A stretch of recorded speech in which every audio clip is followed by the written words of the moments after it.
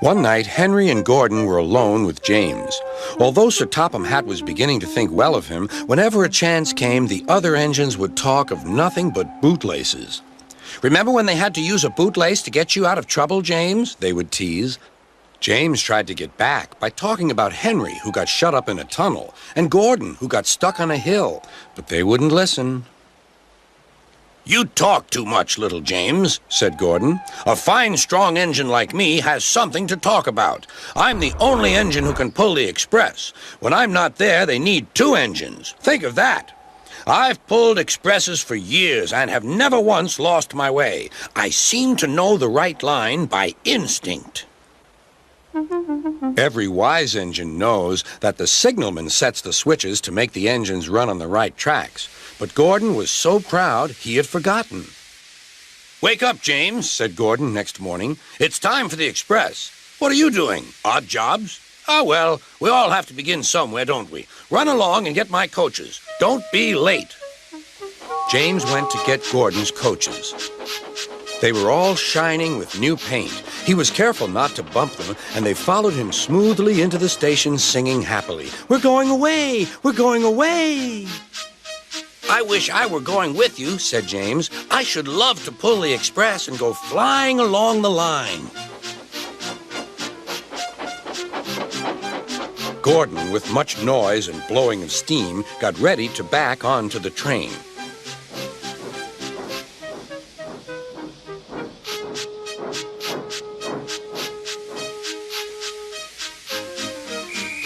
Sir Topham Hatt was on the train with other important people, and as soon as they heard the conductor's whistle, Gordon started.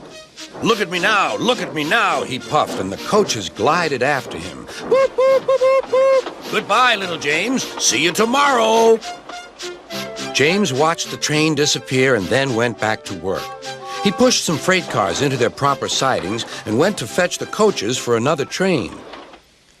James had just brought the coaches to the platform when he heard a mournful noise. There was Gordon trying to sneak into the station without being noticed.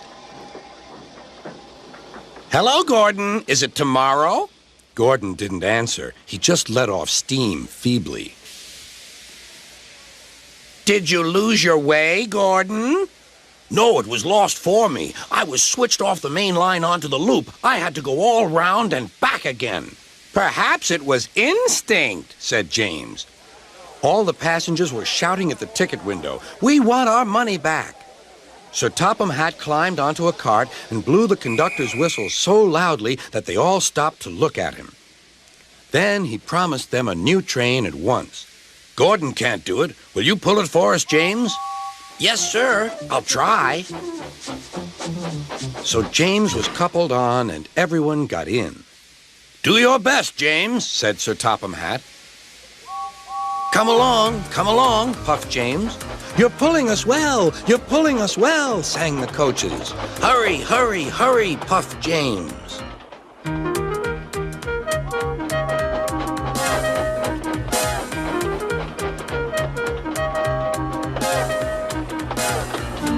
Bridges and stations flashed by. The passengers cheered, and they soon reached the station. Everyone said thank you to James, and Sir Topham Hatt was very impressed. "Well done. Would you like to pull the express sometimes?" "Yes, please," answered James. Next day, when James came by, Gordon was pushing freight cars. "I like some quiet work for a change," he said. "I'm teaching these cars manners. You did well with those coaches, I hear." "Good. We'll show them." And he gave his cars a bump. James and Gordon are now good friends. James sometimes takes the express to give Gordon a rest. Gordon never talks about bootlaces, and they're both quite agreed on the subject of freight cars.